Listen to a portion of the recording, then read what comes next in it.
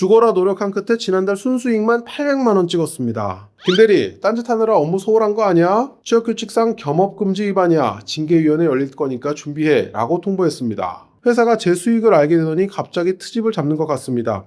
되게 참 난처한 상황에 처하셨네요. 일단 겸업금지 또는 겸직금지는 원칙적으로는 겸업병직 할 수 있다. 다만 하면 안 된다. 구독과 좋아요는 영상 제작에 큰 힘이 됩니다. 안녕하세요. 오늘은 구독자분들이 보내주신 사연 가지고 이야기 나눠보는 시간입니다. 오늘 다룰 사연은요, 겸업금지, 겸직금지에 관한 내용입니다. 사연 한번 읽어보겠습니다. 안녕하세요, 변호사님. 최근 노란봉투법을 보고 구독한 구독자입니다.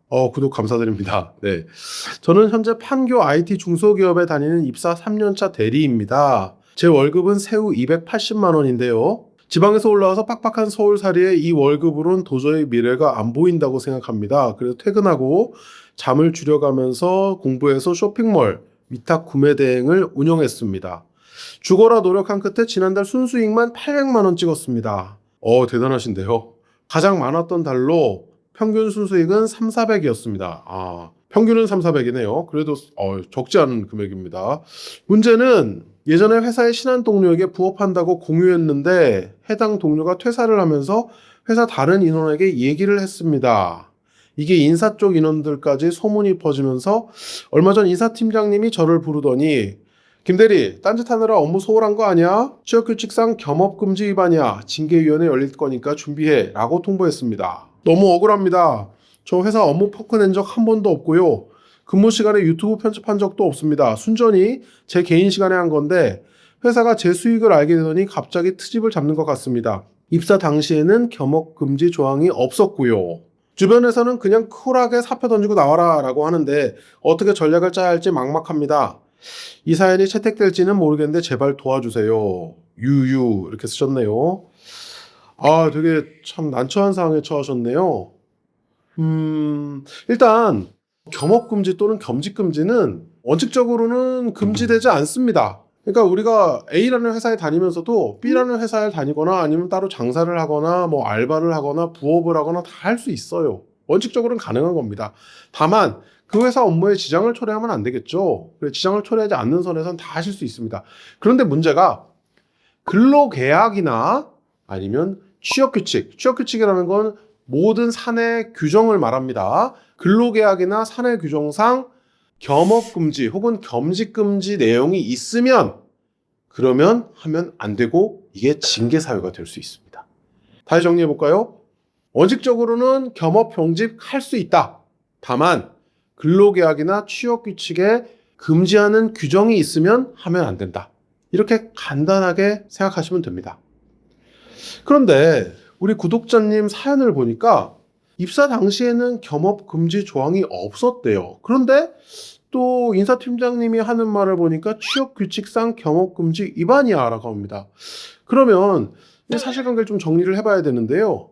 입사 당시에는 규정이 없었다가 그 중간에 생겼다 이렇게 볼 수가 있어요. 그러면 이걸 뭐라고 하냐면 취업규칙 변경이라고 합니다. 규정이 바뀐 거죠. 사내 규정이 바뀐 거죠. 취업규칙 변경이 있었는데 근로자에게 불이익하게 변경됐어요. 이걸 취업규칙 불이익 변경이라고 합니다. 근로기준법에 따를 때 취업규칙 불이익 변경을 하려면 근로자 과반수로 조직된 노동조합이 있으면 그 노동조합의 동의를 받아야 되고요. 그런 노동조합이 없으면 근로자 과반수의 동의를 받아야 됩니다. 만약 그런 절차를 거쳐서 겸업금지, 겸직금지 규정이 신설되었다면 이분은 아마 징계를 받을 수밖에 없을 것 같습니다. 안타깝지만요. 하지만 그런 절차가 없이 그냥 회사가 일방적으로 이런 규정을 신설했다면 이거는 그 신설 자체, 취업규칙 변경 자체가 무효가 됩니다. 따라서 취업규칙상 겸업금지 규정 가지고는 이분을 징계할 수가 없게 됩니다. 그러니까 이 구독자분은 한번 확인을 해보세요. 내가 입사할 때부터 그런 겸업금지 규정이 있었는지 아니면 입사 이후에 어느 날 갑자기 생겼는지에 따라서 징계를 받을 수 있고 받지 않을 수 있습니다. 그리고 또 갑자기 생겼다고 했을 때는 이게 근로자 과반수로 조직된 노동조합 또는 근로자 과반수의 동의를 얻고 생겼는지 얻지 않고 회사가 일방적으로 만들었는지에 따라 달라질 수가 있겠습니다. 그리고 이제 겸업 금지 규정의 적용을 받으시든 받지 않으시든 간에 회사에서 일방적으로 징계위원회를 열고 징계를 할 수도 있습니다.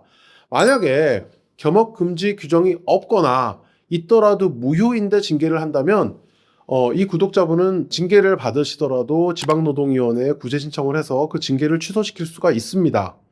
그리고 설사 그런 규정이 있고 유효하다고 해도 경징계가 아니라 이를테면은 뭐 정직이라든가 해고라든가 이런 중징계를 받는 경우에는 징계 양정이 과다하기 때문에 역시 지방노동위원회에 구제 신청을 해서 구제받을 가능성이 있으니까요. 이 부분 잘 알아두시면 좋겠습니다.